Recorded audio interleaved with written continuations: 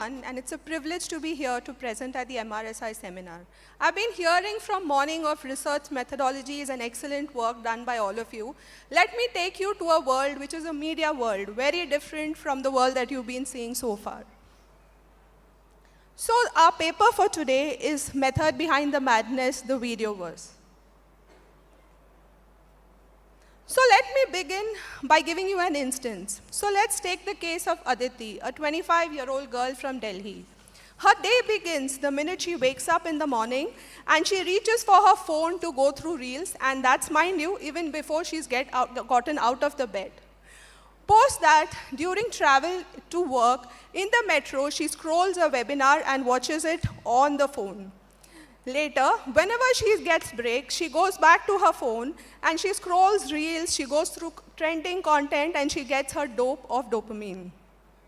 Back at dinner time, she's with her family, watching content on TV and bonding with them over their favorite soap. And at night, she's back on her laptop, binging over her favorite K-drama content. Same viewer, same Aditi, many worlds. And that's the paradox that we want to talk about today. So if you look at the Videoverse today, it's both collective and personal, ritual and freedom. And this is not just the story of screens, this is the transformation that we see today, a belonging and an upgradation story. So welcome to the Videoverse. So can you give me a show of hands for people who've engaged with more than one screen yesterday, either to watch content or to watch a movie? I'm sure the majority of you, as you raise your hand here, tells us that that's the beginning of a transformation. And that's exactly the paradox that we're talking about. So while for the viewer, it's a seamless world of video, but for us as broadcasters, as marketeers, and as researchers, it's a fractured puzzle. Each platform in the Videoverse speaks a different language and has a different measurement system. So you've got ratings for TV, you've got impressions for digital, and you've got views for reels. But what we need today is a hybrid and lens that can measure all of it together. And that's what we're here to present to you about. So what's very interesting to note is that if you look at the average attention span of a viewer today, it's less than that of a goldfish at 8.25 seconds. And a viewer doesn't spend more than 1.7 seconds on a video before they decide to engage or to move out. So how do you really connect, with an audience that's across mediums? So let me start by taking to a very interesting observation, which is there's a format explosion if you look at Videoverse today, and I'm sure all of you know this. I mean, you've got daily soaps, you've got webisodes, you've got original web series, reels, movies, microdrama. I mean, there's so much to choose from, and that gives rise to the dopamine culture, where people are seeking instant gratification, mostly at the expense of depth and quality. If you look at the chart on the right, which is a very interesting research, it tells you the three parts of the culture that we operate in today. One is the slow traditional culture, the second is the fast modern culture, and the third is the dopamine culture. So to give you an example, if you had to look at athletics, so a slow traditional culture will be playing a sport. A fast modern culture is watching a sport. And if you look at dopamine culture, which we see today, it's about gambling on sport. Likewise, if you look at relationships, it used to be about courtship and marriage. Modern culture is sexual freedom, and dopamine culture is swiping on an app. So that brings us to the key questions for the Videoverse today. Before I kind of take that on, I just want to kind of,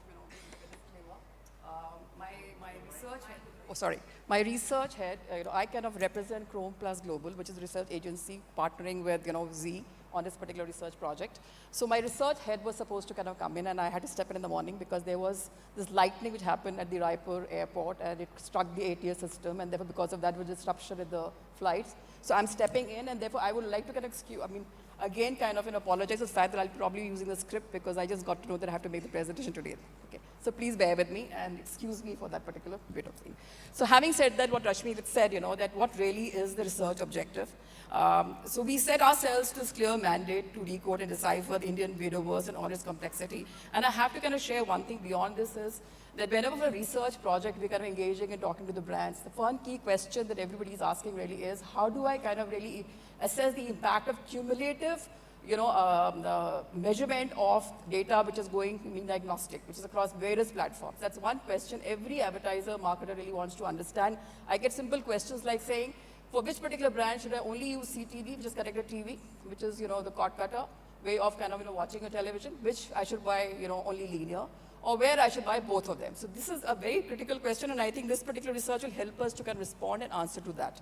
Okay, so the first thing is, the big question guiding really us on this research is, what is the true size and shape of India's video consumption landscape? What really is the true, size of that? Second, how fast are viewers shifting between linear and digital, between linear TV and connected TV, between free and paid, and between AVOD to SVOD. So who really are these cord cutters and these cord lovers, and where are the audiences really kind of, residing in? The third objective of this particular research was, how are the mediums evolving? So is TV, alive while digital grows? So contrary to belief, people kind of wonder that TV probably is dying and digital is the one which is really the, the flavor, and that's all people are watching all their content and, there. The answer is a clear yes. In fact, people are spending 51 minutes more per day on television than they did 2 years ago. So TV definitely is not dying, but probably the format of way people are viewing it is maybe changing. So that probably research will also help us to answer. Fourth objective is to do perception and needs change with the medium. Is TV about family? So when people are watching TV with family, what kind of genres are they watching? What is the mindset they're watching in? While digital is probably about convenience of watching, you can watch anytime, wherever you want to at your free will. And maybe social is about immediacy. You want to know the answer, responses, views, content at the same time. So you don't have to kind of wait for it. So what really is a velocity of shift between linear and digital, and linear to CTV is what probably the research will help us to kind of answer and address. And finally, the most important question of all is, why are viewers shifting screens the way they are? Why are they moving one to the other? Why are they not sticking to one particular one? Because without the why, the data is just like that. So that's what probably the research is about. Yeah, Rashmi. So how do I go back? Yeah.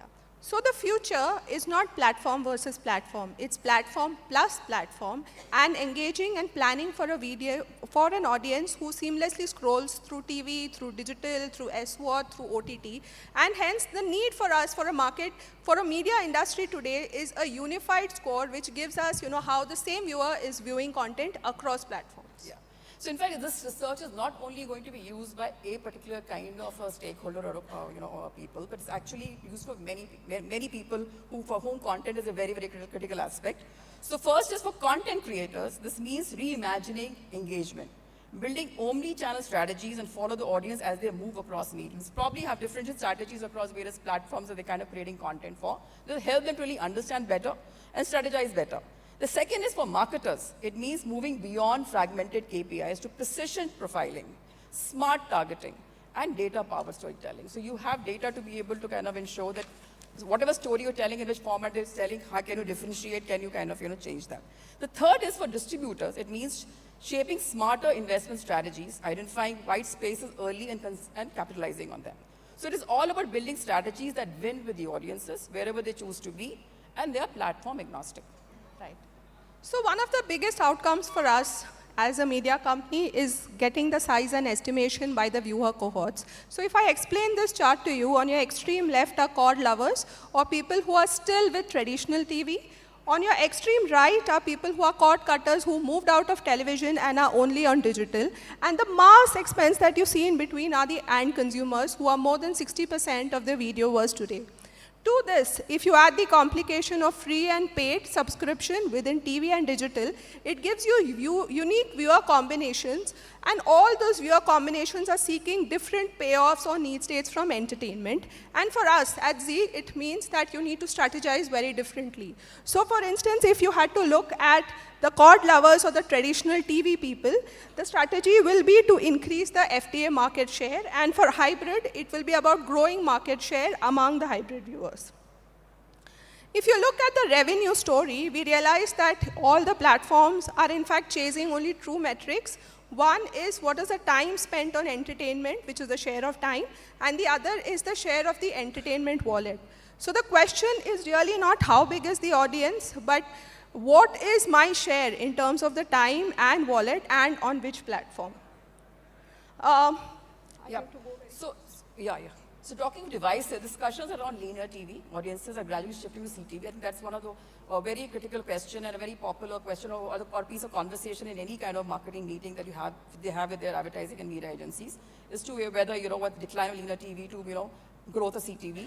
Is it because of the rising cost of subscriptions, the layer of greater choice and flexibility on digital, or was it simply about convenience where they can watch it at their own good time, or streaming on a personal screen anytime, anywhere? So here's the interesting part. It is not always a story of leaving people are not leaving television, but it's often a story of upgrading, watching content on television. That's the story, and that's the objective. So many households aren't cutting cord entirely. A lot of people are a hybrid household. They're watching it through their pay TV, cable operator channel format, but they're also kind of moving on to connected TV. So they're watching it both formats. So it gives them the best of both the worlds, the comfort of the big screen combined with flexibility of the digital. So what it also tells you, the study is not just about numbers. It's also about the why behind the numbers, the needs and perception by each medium. So if you look at TV, it's about being familiar. It's about having trustworthy content. If you look at YouTube, it's about convenience, being available anytime, anywhere. Social media is for trending content, and S4 is for exclusive and international content. And this is a very important slide for us. For any media company, the backbone of any media company is the green lighting process for content. And what the study gives you is the content into medium fit for deciding the content. Erstwhile, it used to always be about instincts and it used to be about past trends. But what you see here is that you really know which content to use where. So if it's a family-related content, maybe it will be TV. If it's crime, it's digital. So it brings a science to the whole process. Yep. Very cool. So to do this, we needed more than a dipstick. I mean, it cannot be, understanding this vast kind of, input without really doing a very, very robust and extensive study. So we undertook one of the most ambitious studies in India. We're excited and passionate about that. We spoke to 300,000 households. Now, these household panels are actually incubated within our system, within our research company, wherein we actually collect a lot of passive data. So we're able to, we know exactly as to in the 300,000 household amongst the individuals, where are they consuming the content from? Which particular, platform they kind of consuming it and how long are they consuming it for? Then we also spoke to 20,000 in-person interviews. Entire research is in process. 145,000 users tracked passively, spread across 780 districts, covering urban to rural, tier 1 to tier 4 towns, and major linguistic zones. So anywhere, for any kind of behavioral pattern one has to understand across the country, across geographies, across demographics, I think research will be able to respond and answer to that very impactfully. So this wasn't just about size, it was about building a single representative view of India's evolving video consumer. A cumulative impact of putting your campaign or your content across various formats. What is that? Is something that this research will help us to kind of respond and answer to that. Right. And I would like to end this session with some quick thoughts. I mean, if you look at the trends today, 9 out of 10 Indians today are hybrid consumers. If you look at a videoverse, there are in fact 2 Indias that sits within it. There are the 100 million TV under-penetrated homes, and then there are the digitally affluent cord cutters, each with their own realities. The third one is that connected TV is fast growing. It's growing in terms of share and wallet, as it offers the benefit of both TV and digital. And the final point being that the viewers really don't live in the TV and digital world. They live in the world of TV plus digital plus SWOT plus YouTube plus AVOD. Thank you. Yep. Thank you.